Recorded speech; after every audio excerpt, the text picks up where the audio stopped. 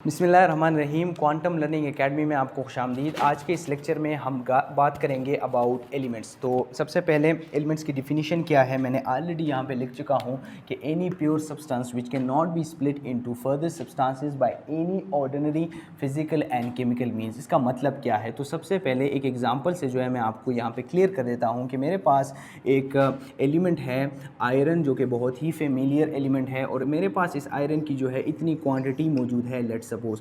और अगर मैं इस आयरन को किसी भी फिजिकल या केमिकल प्रोसेस से इसको मैं स्प्लिट करता हूं, तो क्या आपको ये लगता है कि यहाँ पे जो आयरन की कंपोजिशन होगी और यहाँ पे जो आयरन की कंपोजिशन होगी वो डिफरेंट होगी?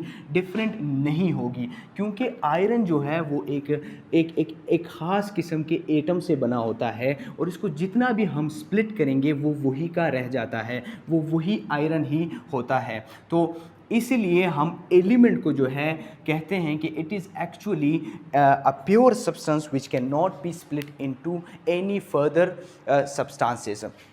इसके बाद जो है मैं यहाँ पे हमारे पास जो है अबाउट 118 जो है एलिमेंट्स डिस्कवर हो चुके हैं, जिसमें 92 एलिमेंट्स जो हैं वो नेचुरली अकरिंग हैं, और 26 जो हैं वो हमारे पास आर्टिफिशियली लेबॉर्ट्रीज़ में जो है या मेन मेड एलिमेंट्स हैं। तो 92 हमारे पास जो है वो नेचुरल एलिमेंट्स हैं, और तो 26 जो हैं वो है आर्टिफिशियल या मेन मेड एलिमेंट्स हमारे पास मौजूद होते हैं। यहाँ पे एक गौर करने की बात वो ये है कि जो एलिमेंट्स होती हैं, मतलब ये है कि मेरे पास लेट सपोज़ एक एलिमेंट है, वो है आयरन का, और दूसरा एलिमेंट जो है वो मेरे पास है गोल्ड का। तो आयरन का जो एलिमेंट होगा उसकी जो एटम की जो कंपोजिशन होगी, उसमें जो प्रोटॉन नंबर होंगे वो गोल्ड के एटम के प्रोटॉन नंबर से डिफरेंट होगी। मतलब ये है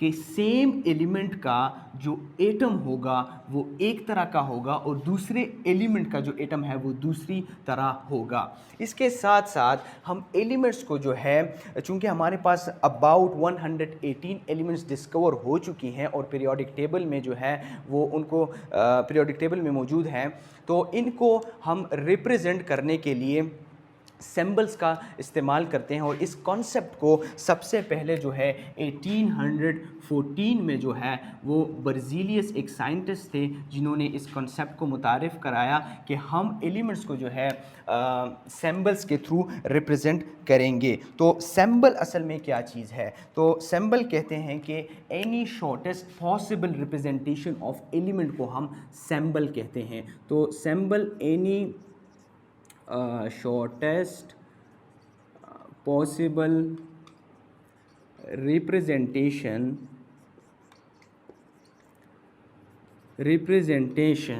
of element is called what? Is called the symbol of an element. The symbol of an element. अच्छा, तो अब यहाँ पे जो इम्पोर्टेंट चीज़ है वो ये है कि जो सिंबल ऑफ एन एलिमेंट होता है, अमूमन ज़्यादातर जो सिंबल्स होती हैं हमारे पास वो इस तरह होती हैं कि हम किसी भी एलिमेंट का जो नाम होता है उसके कैपिटल लेटर को हम उसका सिंबल बना देते हैं। लेट सपोज़ मेरे पास एग्ज़ाम्पल है, वो है ऑक्सीजन। तो ऑक्सीजन जो है, इसका जो पहला जो लेटर है वो ओ है, तो इसका जो सिंबल होगा वो कैपिटल ओ होगा। इसके साथ साथ हमारे पास जितने भी 118 एलिमेंट्स हैं उनमें मेजॉरिटी जो रिप्रेजेंटेशन होती है एलिमेंट्स की, उनका यही तरीका होता है कि उनके जो नाम का कैपिटल, उनके नाम का जो पहला लेटर है उसको हम कैपिटल में लिखकर इसको हम सिंबल कहते हैं उस एलिमेंट का। दूसरा जो टाइप ऑफ रिप्रेजेंटेशन है वो ये है कि हम जो है बाज़ एलिमेंट्स को उनके जो नाम होते हैं उनके नाम का फर्स्ट लेटर और सेकंड लेटर को उसका हम सिंबल बना देते हैं। लेट्स सपोज मेरे पास एग्जांपल है मैग्नीशियम। जो मैग्नीशियम जो है, इसको जब हम इसका जब सिंबल लिखते हैं तो पहले हम एम कैपिटल लिखते हैं और साथ ही साथ जो है जी इसके साथ लिख देते हैं। तो इसका जो सिंबल है वो ये है कि इसका पहला लेटर जो कि हम कैपिटल में लिखते हैं और जो दूसरा जो है वो है जी मैग्नीशियम, जो है हम रिप्रेजेंट करते हैं। इसके साथ साथ बाज़ एलिमेंट्स जो है हमारे पास पीरियोडिक टेबल में ऐसी हैं जो कि लैटिन या ग्रीक वर्ड से जो है वो डिराइव हुई होती हैं, या ग्रीक वर्ड से जो है उसका हम सिंबल लिखते हैं। लेट्स सपोज मेरे पास गोल्ड है जिसको हम आरुम कहते हैं, और इसका जो सिंबल है वो इस ग्रीक या लैटिन वर्ड से जो है वो डिराइव हुआ है AU।